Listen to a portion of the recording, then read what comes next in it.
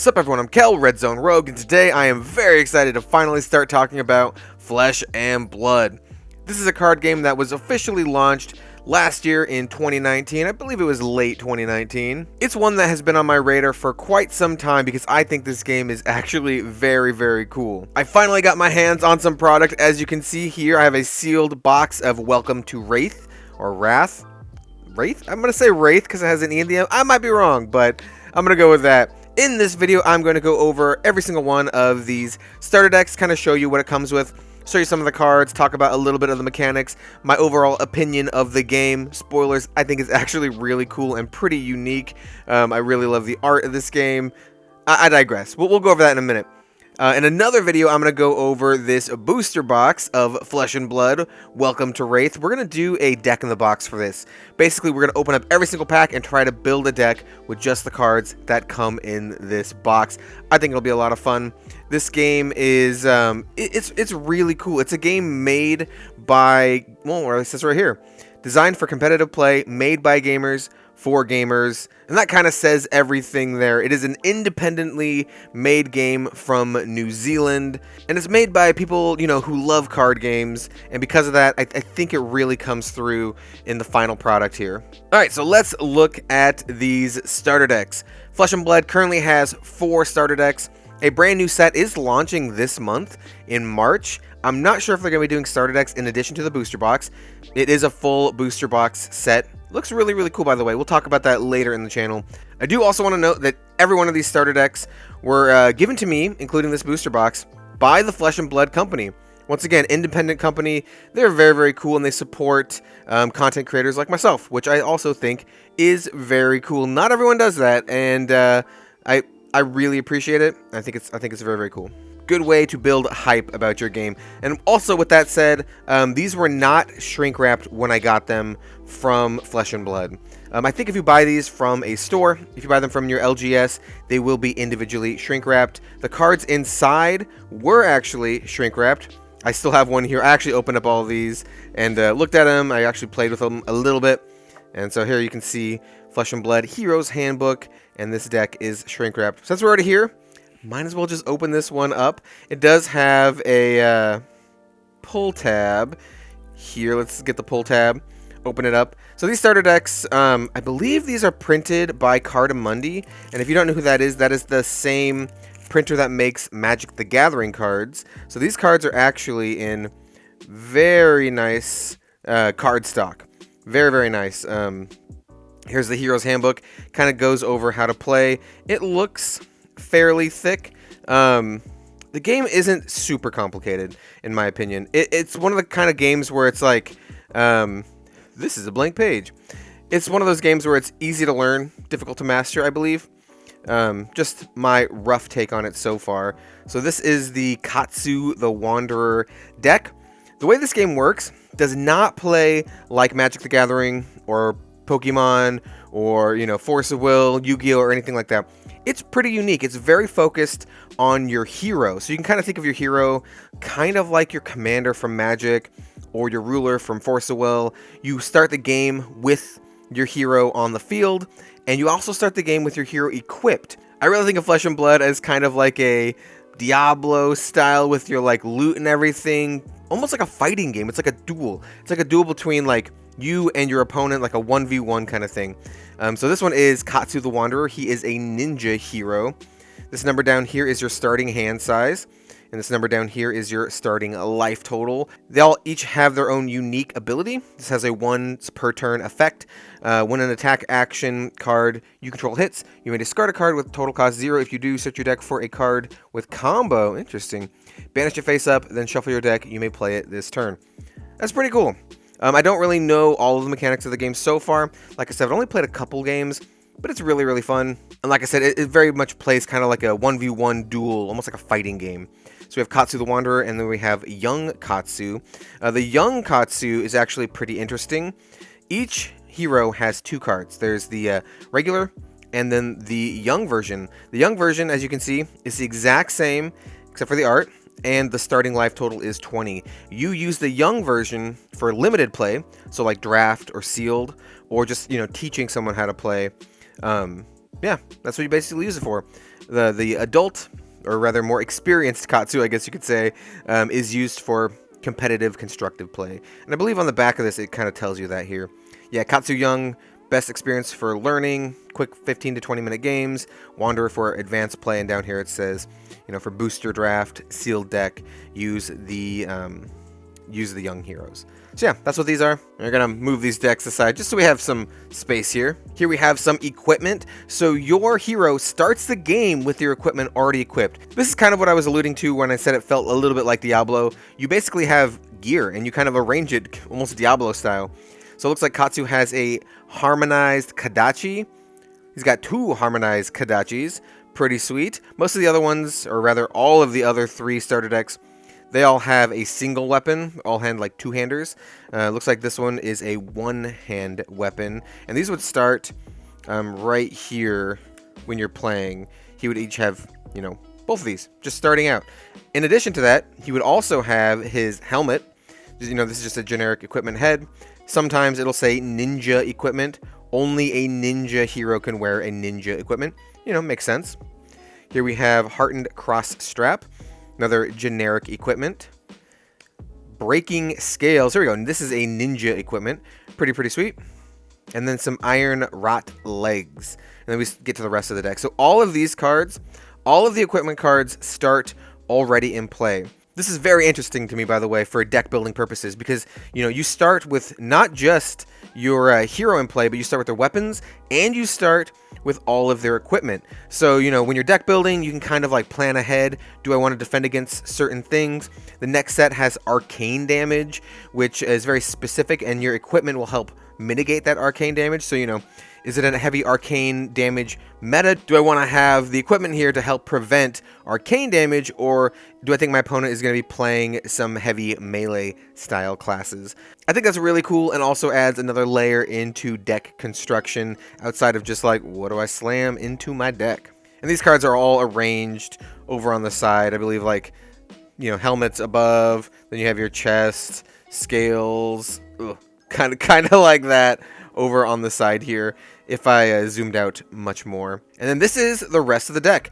Each deck needs to be a minimum of 60 cards. You can have no more than 3 of any unique card in the deck. And that's actually very important to note, because there are certain cards that seem like the same card, but they're not actually the same card. And we'll talk about that as we go through here. Most of the cards in your deck are going to be action cards, either attack actions or just actions that help you like prepare for attacks. Like I said, this is kind of like a fighting game. You don't have other minions that fight for you. You don't have creatures or anything like that. You are fighting your opponent in like a duel, like a 1v1 duel to the death. So most of the cards are going to be like you attacking them, or having some like preparation to attack, or something like that. So here we have like Blackout Kick. This is a ninja attack action, or ninja action attack.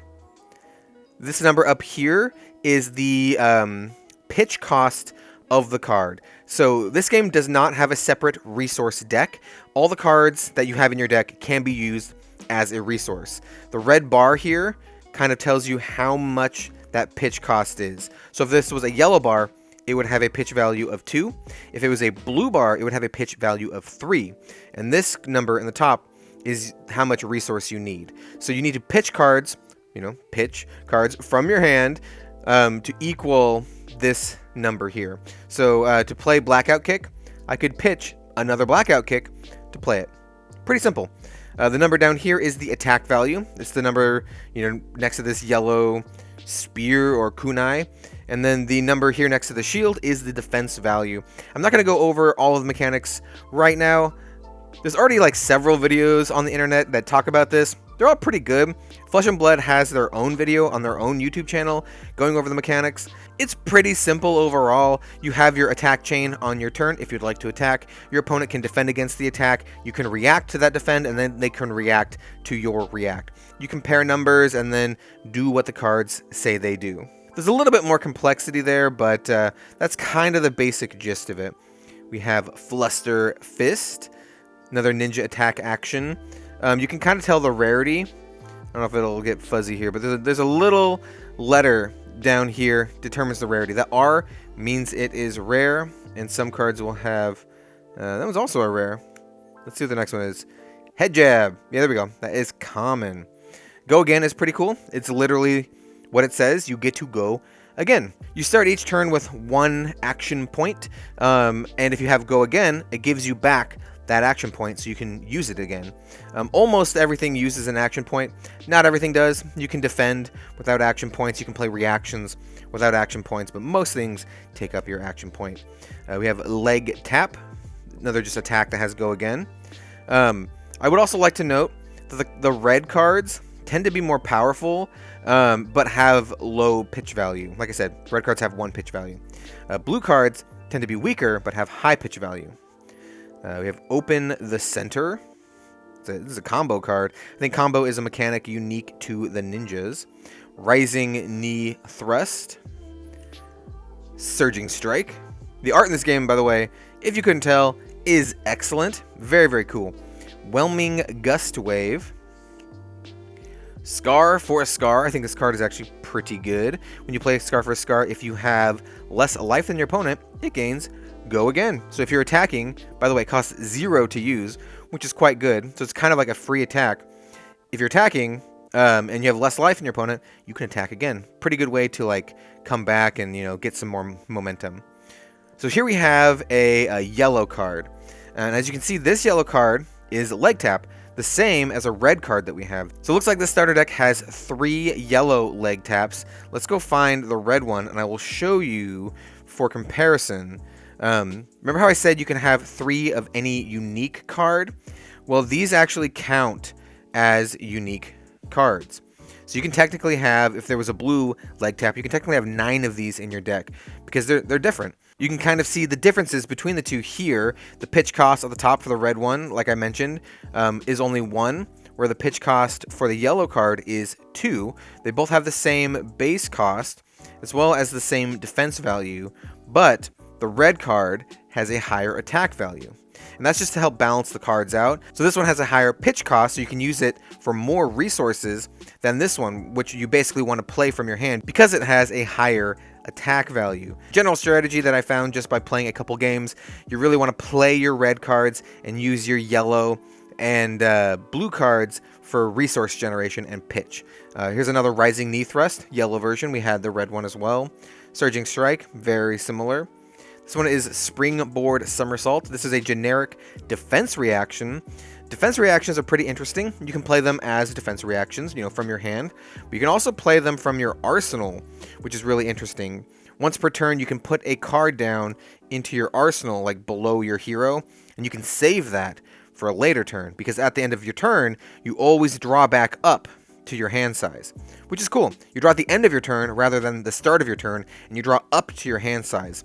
So it really incentivizes you to have big explosive turns where you play like a lot of stuff, which is cool. You know, it doesn't feel like the game is like stagnant. You don't have that boring like ramping kind of phase where you just do nothing. You can kind of jump into the action immediately, which is really cool. Here is a blue card here. You can see the pitch value 3. This is Fluster Fist.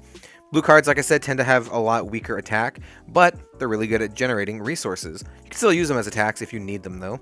Here we have Head Jab, Whelming Gust Wave. A lot of these we saw earlier. Flick Flack. That's pretty cool. Flick Flack, is this a rare? Yeah, it's a rare.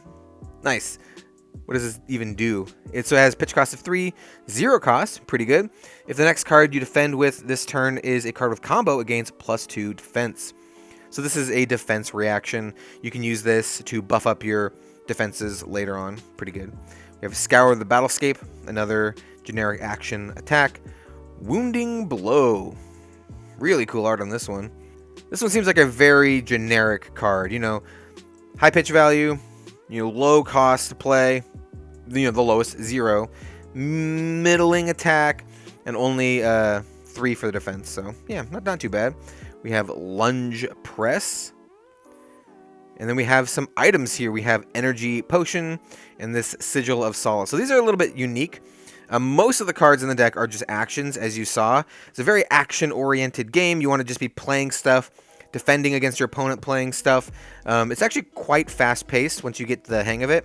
And like I said, it's pretty easy to learn, and I can imagine it to be very difficult to master with all of like the quick pacing. Do you hold your defensive cards? Do you want to, play your powerful cards now and bait out your opponent's defensive stuff? Pretty sweet stuff. But this one is an item. An item actually stays on the field after you play it, so you can, kind of stock up and play it on your next turn. These don't seem to be very common. They seem to be a little bit more rare, both in terms of like card rarity, but also like in terms of how many you include in your deck. This one looks like you can destroy it to gain additional resources in another turn. So if you wanted to have like, build up for a really big turn, this could do that. Also, it says instant.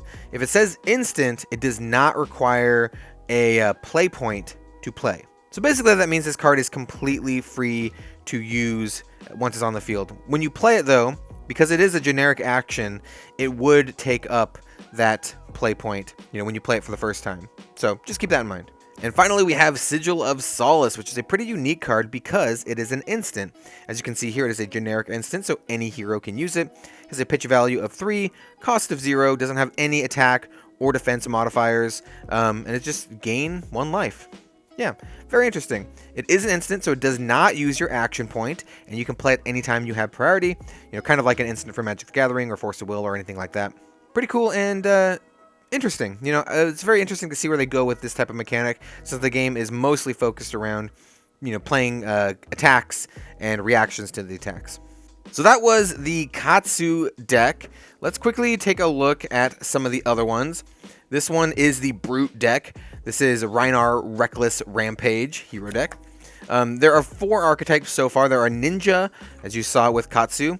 There's Ninja, Brut, Guardian, and Warrior. I think Warrior is my favorite one so far.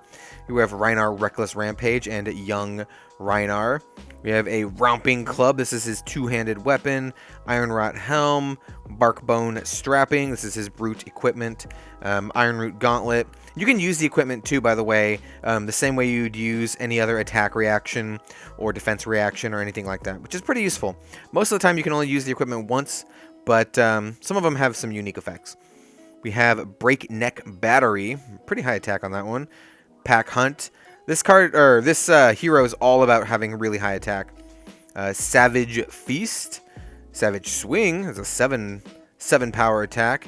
Smash Instinct. Oh man, look at the art on that. That is pretty brutal. We have Wrecker Romp.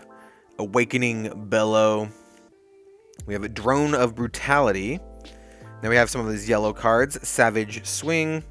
Another Smash Instinct. 3 more of those. Barraging Beatdown. A couple of those. Barraging Bronhide. Once again, there are no creatures in this game. There's no creatures, there's no minions. This one looks like a creature, but it's just a generic action. We have Raging Onslaught. Wounded Bull. Another Springboard Somersault that we saw in the Katsu deck. I think all of the decks have this, by the way. It's a pretty good, pretty good arsenal card to play and do a defensive reaction with. Wrecker Rump. Awakening Bellow. Barraging Beatdown. Primeval Bellow. Flock of Feather Walkers. This is a pretty interesting card because it gives you a token. It gives you a Quicken Aura token, which is actually here. This is a Quicken Aura token. Just stays in the field until it's ready to be used. This one in particular says when you play an attack action or attack with a weapon, destroy the Quicken, then that attack gets to go again. So basically lets you get a free attack in, which is pretty cool. Especially for this kind of deck where it doesn't really focus on getting extra attacks in. This deck more focuses on really big attacks. We have Scour the Battlescape. This one has a Time Snap Potion, which gives you more action points, which is pretty sweet. You can destroy it to give 2 action points. Really good for this style of deck. Sigil of Solace. We saw this in the last deck. This is just our little Quicken token. Next up is Bravo Showstopper. This dude is awesome. To be completely honest, he kind of looks like me if I went to the gym more often. Like, same hair, same mustache. I have a little bit more of a beard than he does, but it's pretty close. I just need to, I just need to start lifting. We have Young Bravo, and then we have his weapon, Anthos, or Anothos, I can say the words right. Helm of Eisen's Peak, this definitely looks like something out of Lord of the Rings. Iron Root Plate, Goliath Gauntlet, pretty sweet card. Iron Rot Legs, and now we have some of his action cards, Buckling Blow, Cartilage Crush. You can see that these Guardian ones have a different frame, which is pretty sweet. Debilitate, Disable, Emerging Power. Now we have some of the yellow cards, Debilited again, Emerging Power again, Springboard, Somersault. Like I said, I think all the decks have Springboard, Somersault in them because it's a pretty good and useful card. Buckling Blow, Cartilage Crush, Crush Confidence. This card is really sweet. Doesn't need to crush your face, just your confidence, and then also your face. We have Disable, Staunch Response. Is this a rare card? Yeah, this is a rare card. So the starter decks do come with like multiples of rares, which is pretty sweet. Blessing of Deliverance, Stonewall Confidence, another Barraging Brawn Hide. We saw that in the last deck. Raging Onslaught. We have Drone of Brutality, single one of those. Wounded Bull, saw that in the last deck too. Got a couple pummels. Potion of Strength, so a different potion.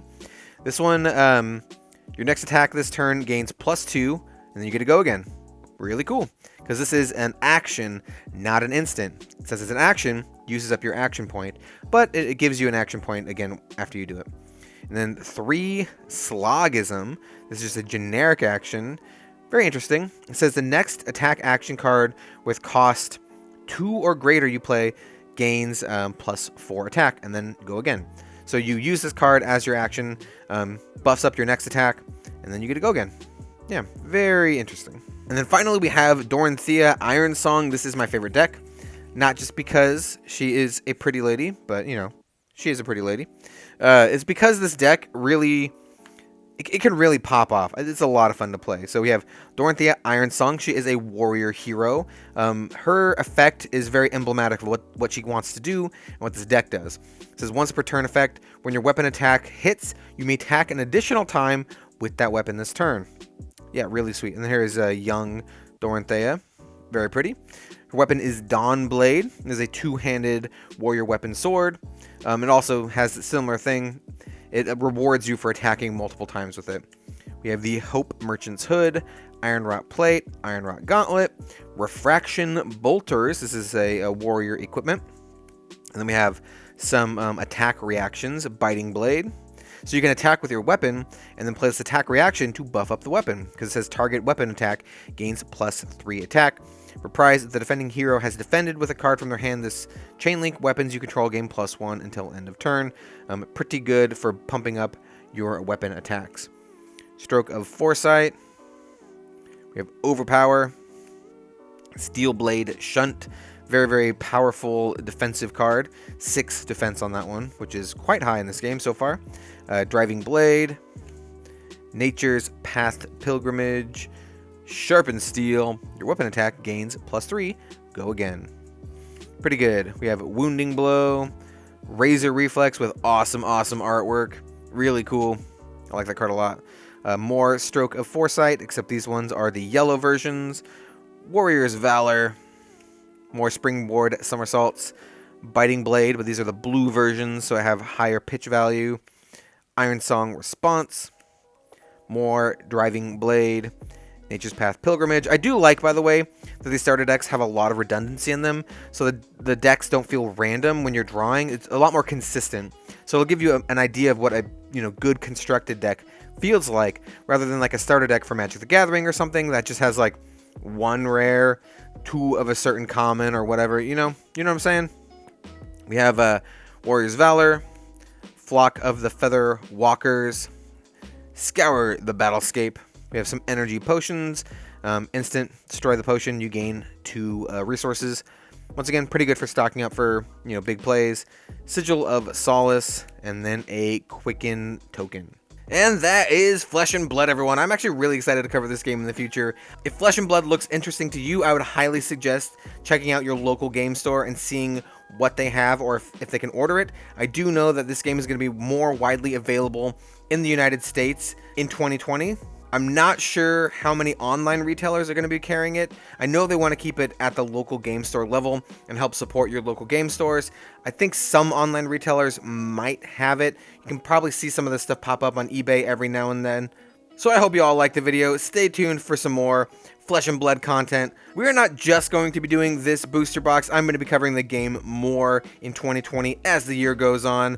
I'm definitely going to try to get some sealed product of the next set. Maybe do some spoiler coverage. Maybe some deck text. I don't know. I think this game's fun, and I definitely want to talk about it more.